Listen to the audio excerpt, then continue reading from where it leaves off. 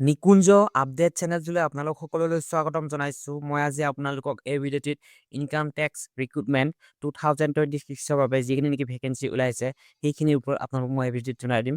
আৰু ইয়াত বহুতো বেছি ভেকেঞ্চি ওলাইছে। আপোনালোকে যদি ইচ্ছুক প্ৰাৰ্থী হয় তেন্তে আবেদন কৰিবলৈ পাৰিব। এই ভিডিঅ'টিত মই আপোনালোকক এডুকেশ্যন কোৱালিফিকেশ্যন, এজ লিমিট আৰু ইয়াত কোনসকলে আবেদন কৰিব পাৰিব আৰু সিলেকশ্যন প্ৰচেছ, এক্সাম কেনেকুৱা আৰু কেতিয়াৰ পৰা অনলাইন হৈ আহিছে আৰু ইয়াৰ লাষ্ট ডেট কেতিয়া, সম্পূৰ্ণ তথ্য এই ভিডিঅ'টিত আপোনালোকে পাব আৰু এই ভিডিঅ'টি সম্পূৰ্ণকৈ চাওক। পোনপ্ৰথমতে মই আপোনালোকক জনাই দিছোঁ যে ইনকাম টেক্স ডিপাৰ্টমেণ্টৰ ফালৰ পৰা ওলাইছে 20,000 পোষ্ট আৰু ইয়াত 20,000 আপোনালোকে ভেকেঞ্চি পাব। আৰু ইয়াত সাধাৰণ চিম্পুল 10 পাছৰ পৰা আপোনালোকে গ্ৰেজুৱেশ্যনলৈকে ইয়াত ভেকেঞ্চি দেখিবলৈ পাব। পোনপ্ৰথমতে আপোনালোকক মই জনাই দিছোঁ ইয়াত পোষ্ট ৱাইজ এডুকেশ্যন কোৱালিফিকেশ্যন হ'ব। যিটো পোষ্টত যিটো এডুকেশ্যন কোৱালিফিকেশ্যন লাগিব সেইসকলেহে পাৰিব, বা যিসকল যোগ্য এডুকেশ্যন কোৱালিফিকেশ্যনত। বহুতে মোক আগতে সুধিছিলে যে ইনকাম টেক্স ৰিক্ৰুটমেণ্টৰ কেৱল গ্ৰেজুৱেটসকলেহে পাৰে বুলি, অনলাইন কৰিবলৈ পাৰিব বুলি কৈছিলে, কিন্তু সেইটো নহয়। আপোনালোকে ক্লাছ 10ৰ পৰা আপোনালোকে ইয়াত আবেদন কৰিবলৈ পাৰিব। ইয়াত যেনেধৰণে আপোনালোকে মই কৈ দিছোঁ আপোনালোকক পোষ্টসমূহ কেনেকুৱা ধৰণৰ পোষ্ট। ইয়াত মই আপোনালোকক পোষ্টসমূহ কৈ দিছোঁ যে পোনপ্ৰথমতে আপোনালোকে জানি লওক যে এইটোক চেণ্ট্ৰেল বৰ্ড অফ ডাইৰেক্ট টেক্সেছৰ পৰা আহিছে। আৰু ইয়াত আপোনালোকে পোষ্টসমূহ দেখিবলৈ পাব: income tax inspector, tax assistant, assistant section officer, accountant, inspector, office superintendent, group B, MTS assistant. আপোনালোকে এইকেইটা পোষ্টত দেখিবলৈ পাব। ইয়াতে আপোনালোকে দেখিছে এছিষ্টেণ্টৰ কাৰণে আপোনালোকে 12 পাছ, MTSৰ কাৰণে 10 পাছ, আৰু আপোনালোকে যিকেইটা ইনস্পেক্টৰ, একাউণ্টেণ্ট দেখিছে সেইসমূহ আপোনালোকৰ গ্ৰেজুৱেশ্যন লাগিব। আৰু ইয়াত টোটেল ভেকেঞ্চি হৈছে 20,000 আৰু এপ্লাই মোডটো হ'ব আপোনালোকৰ অনলাইন। আপোনালোকে অনলাইন থ্ৰু দি ভাৰতবৰ্ষৰ যিকোনো মহিলা বা ব্যক্তিয়ে ইয়াত ল'ৰা ছোৱালী বা সকলোৱে ইয়াত আবেদন কৰিবলৈ পাৰিব। আৰু আপোনালোকে ভাৰতবৰ্ষৰ যিকোনো ৰাজ্যৰ পৰা আপোনালোকে আবেদন কৰিবলৈ পাৰিব। ইনকাম টেক্স ৰিক্ৰুটমেণ্ট 2026ৰ চেলেৰিটো মই আপোনালোক জনাই দিছোঁ যে চেলেৰিটো আপোনালোকৰ 45,000ৰ পৰা ষ্টাৰ্টিং হ'ব, 75,000লৈকে আপোনালোকে ইয়াত চেলেৰি দেখিবলৈ পাব। ইনকাম টেক্স ভৰ্তি 2026ৰ এজ লিমিট। বহুতে সুধি আছিলে মোক যে 18 বছৰৰ পৰা আমাৰ 18 বছৰ হৈছে, 19 বছৰ হৈছে, এনেকৈ সোধে মোক যে আমি অনলাইন কৰিবলৈ পাৰিম নে নাই এই পোষ্টটোত। হয়, নিশ্চয় আপোনালোকে পাৰিব। মিনিমাম আপোনালোকৰ এজ 18 বছৰ লাগিব, মেক্সিমাম এজ আপোনালোকৰ 45 বছৰ লাগিব। Age relaxation is applicable as per rules. আপোনালোকৰ যিটো ৰুলছ আছে সেইটোৰ ওপৰতহে আপোনালোকৰ ডিপেণ্ড কৰিব। যিটো আমাৰ গভৰ্ণমেণ্ট, ইণ্ডিয়ান গভৰ্ণমেণ্টৰ ৰুল আছে যে আপোনালোকৰ 18 বছৰৰ পৰা আপোনালোকে যিকোনো গভৰ্ণমেণ্ট এক্সামত আপোনালোকে বহিব পাৰিব, বা যিকোনো ভেকেঞ্চি আপোনালোকে আবেদন কৰিবলৈ পাৰিব। তেনেকুৱা ৰুল আছে। আৰু ভেকেঞ্চি ৱাইজ বা যিটো ডিপাৰ্টমেণ্টে ওলাইছে তেওঁলোকৰ এটা ৰুল থাকে, সেই ৰুলৰ অনুসৰি আপোনালোকে ইয়াত এপ্লাই কৰিবলৈ পাৰিব। ইয়াত আপোনালোকৰ SC ST আপোনালোকৰ ইয়াত 5 ইয়াৰ ৰিলেক্সেশ্যন থাকিবই, সেইটো ইণ্ডিয়ান গভৰ্ণমেণ্টৰে ৰুল হয়। আৰু OBC সকলে 3 বছৰ পাব। আৰু ইয়াত আপোনালোকে এডুকেশ্যন কোৱালিফিকেশ্যন আপোনালোকৰ চিম্পুল 10 পাছ, 12 পাছ, গ্ৰেজুৱেশ্যন, যিসকলে গ্ৰেজুৱেশ্যন কৰিছে BCom BSc তেওঁলোকেও ইয়াত পাৰিব। চিলেকশ্যন প্ৰচেছ ৰিটেন এক্সাম হ'ব আপোনালোকৰ, প্ৰি এণ্ড মেইন হ'ব। ইয়াত কোনো ধৰণৰ ইণ্টাৰভিউ নাই, ডকুমেণ্ট ভেৰিফিকেশ্যন হ'ব। এক্সাম পেটাৰ্ণটো আপোনালোকক মই জনাই দিছোঁ। এক্সাম পেটাৰ্ণটো আপোনালোকৰ যেনেকুৱা ধৰণৰ থাকিব, ছেকশ্যন 1 আৰু ছেকশ্যন 2 থাকিব। ছেকশ্যন 1ত আপোনালোকে কুৱেশ্যনসমূহ আপোনালোকৰ টোটেল কুৱেশ্যন 100 মাৰ্ক হ'ব, আৰু মাৰ্কছ থাকিব আপোনালোকৰ 200। ইয়াতে আপোনালোকে ছাবজেক্টসমূহ দেখিবলৈ পাব: জেনেৰেল ইণ্টেলিজেন্স এণ্ড ৰিজনিঙত 25 কুৱেশ্যন, 50 মাৰ্কছ দেখিবলৈ পাব। জেনেৰেল এৱাৰনেছত 25 কুৱেশ্যন, 50 মাৰ্ক দেখিবলৈ পাব। কোৱান্টিটিভ এপ্টিটিউড আপোনালোকৰ 25 কুৱেশ্যন আৰু 50 আপোনালোকে মাৰ্ক দেখিবলৈ পাব। আৰু ইংলিছ কম্প্ৰিহেনশ্যনত আপোনালোকে 25 কুৱেশ্যন, 25 কুৱেশ্যন, আৰু ইফালে আপোনালোকে 50 মাৰ্ক দেখিবলৈ পাব। টোটেল হৈছে 100 কুৱেশ্যন আৰু মাৰ্ক 200।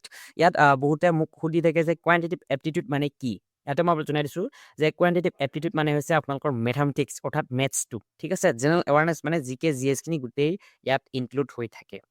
আৰু ইংলিছ কম্প্ৰিহেনশ্যন আপোনালোকৰ এইটো ইংলিছ কম্প্ৰিহেনশ্যনটো লাগিব, যিহেতু ইয়াত ইংলিছ আপোনালোকে জানিব লাগিব, ঠিক আছে। ইংলিছটো অকণমান আপোনালোকে জানিবই লাগিব, ইয়াত টাফ হ'ব অকণমান ইংৰাজীটো আপোনালোকৰ বাবে। আৰু ইয়াত আপোনালোকে দেখিব মেইন এক্সামৰ কাৰণে পেপাৰ ইয়াত ছেকশ্যন 2 হয় এইটো পেপাৰ 1 আপোনালোকৰ ছাবজেক্ট আৰু মাৰ্কছ 200 থাকিব আৰু ইয়াত আপোনালোকৰ ডাটা এন্ট্ৰি স্পীড টেষ্ট এটা হ'ব এইটো কোৱালিফাইং নেচাৰ হয় আপোনালোকে কোৱালিফাই কৰিব লাগিব মেথছ প্লাছ ৰিজনিং থাকিব আৰু ইংলিছ লগত আপোনালোকৰ জেনেৰেল আপোনালোকৰ এৱাৰনেছটো লাগিব ইয়াতে মই আপোনালোকক ইম্পৰ্টেণ্ট ডকুমেণ্টছখিনি আপোনালোকক জনাই দিম আপোনালোকে এইসমূহ ডকুমেণ্টছ থাকিলেহে আপোনালোকে এই পষ্টত আবেদন কৰিবলৈ পাৰিব ইয়াত আপোনালোকৰ আধাৰ কাৰ্ড অফ দ্য কেণ্ডিডেটছ আপোনালোকৰ আধাৰ কাৰ্ডটো লাগিব আৰু ইয়াত ক্লাছ 10 আপোনালোকৰ যিটো নেকি 10 পাছ চাৰ্টিফিকেট অৰ্থাৎ মাৰ্কশ্বিট গোটেইখিনি লাগিব ইয়াত পাছ চাৰ্টিফিকেট পৰ্যন্ত এডমিট ৰেজিষ্ট্ৰেশ্যন চাৰ্টিফিকেট গোটেইখিনি লাগিব আৰু ৰেজিষ্টাৰ্ড মোবাইল নাম্বাৰ এটা লাগিব ইমেইল আইডি যিটো নেকি আপোনালোকে মোবাইলত চলাই আছে সেইটো ইমেইল আইডি লাগিব যিটো নেকি ভেলিড হয় আৰু পাছপৰ্ট চাইজ ফটো আপোনালোকৰ আৰু ছিগনেচাৰটো লাগিব লগত আপোনালোকৰ কাষ্ট চাৰ্টিফিকেট আৰু লগত আপোনালোকৰ যিখিনি অফিচিয়েল আপোনালোকৰ ডকুমেণ্টছ হয় সেইবিলাক লাগিব ইয়াত ঠিক আছে এইখিনিৰ উপৰিও আৰু কেইখনমান ইয়াত ইনক্লুড কৰা হৈছে মই আপোনালোকে জানিবই নিশ্চয় যেতিয়া এপ্লাইটো হয় তেতিয়া মই আপোনালোকক জনাই দিম ঠিক আছে এতিয়া এপ্লাই হোৱা নাই আৰু বহুতে মোক সুধি আছিলে এপ্লাই কেতিয়া হ'ব বুলি এতিয়া আপোনালোকৰ যিটো নেকি আপোনালোকৰ ইনকাম টেক্স ডিপাৰ্টমেণ্টৰ মাৰ্চ মাহত এপ্লাই হোৱাৰ কথা আছিলে কিন্তু যদিও কেনেবাকৈ মাৰ্চ মাহত এপ্লাই নহয় তেন্তে এপ্ৰিললৈ হ'ব এপ্ৰিল মান্থত আপোনালোকে নিশ্চয় আবেদন কৰিবলৈ পাৰিব যেতিয়াই আবেদনৰ আপোনালোকক নটিফিকেশ্যনটো আহিব তেতিয়া মই আপোনালোকক জনাই দিম যে কেনেধৰণে আপোনালোকে এপ্লাই কৰিবলৈ পাৰিব ঠিক আছে গোটেইখিনি জনাই দিম আৰু ইয়াতে মই আপোনালোকক এটা কথা কওঁ যদিহে আপোনালোকে ADRE 3.0 বাবে প্ৰিপাৰেশ্যন কৰিব বিচাৰে তেন্তে মই আপোনালোকক কেইখনমান বুক আপোনালোকক প্ৰিফাৰেঞ্চ দিম আপোনালোকে সেই কেইখন বুক ল'লে বহুতো হেল্পফুল হ'ব ADRE 3.0 কাৰণে 3.0 কাৰণে আপোনালোকে মেথছৰ কাৰণে এক্সট্ৰাকৈ বুক থাকিব আপোনালোকৰ GS-ৰ কাৰণে এক্সট্ৰাকৈ বুক থাকিব ইয়াতে GS আৰু আপোনালোকে GS GK আপোনালোকে বহুতে এটা কথা নাজানে GS মানে তেওঁলোকে ভাবে যিটো নেকি আমাৰ জেনেৰেল নলেজ আছে সেইটো নহয় GS কেৱল আমি জেনেৰেল সায়েন্সটোহে বুজো আৰু GK টো হৈছে জেনেৰেল নলেজ ইয়াত সোশ্যাল সায়েন্স জেনেৰেল সায়েন্স সকলো ইয়াত ইনক্লুড হৈ থাকে ইয়াত আপোনালোকে এই জিকেখন কৈছো মই পোনপ্ৰথমতে আপোনালোকক মেথছ ক'লো জিকে GS খিনি ক'লো আৰু ষ্টেটিক জিকে আসাম স্পেচিফিক হয় ঠিক আছে ষ্টেটিক জিকেটো আসাম স্পেচিফিক আপোনালোকে এইটো ল'ব লাগিব এই বুকটো মই যিটো বুক আপোনালোকৰ এই ডেসক্ৰিপচনত দিয়া আছে গোটেইখিনি বুক আপোনালোকে পাব আৰু মই দুখন বুক জনাই দিছো এটা আছে আপোনালোকৰ ইংৰাজী থাকিব আপোনালোকৰ লগত আপোনালোকৰ ৰিজনিং বুক থাকিব verbal and non verbal reasoning হয় আপোনালোকে এই বুক কেইখন ল'লে বহুত হেল্প পাব ADRE 3.0 বাবে ঠিক আছে এইকেইখন বুক এনেকুৱা বুক আজিকেইখন বুক অল ইণ্ডিয়াত টপ বুক হয় এইকেইখন বুক মই যেকেইখন বুক দিছো আৰু অসমৰ কাৰণে তিনিখন বুক দিয়া আছে ইয়াত আসাম ইয়াৰ বুক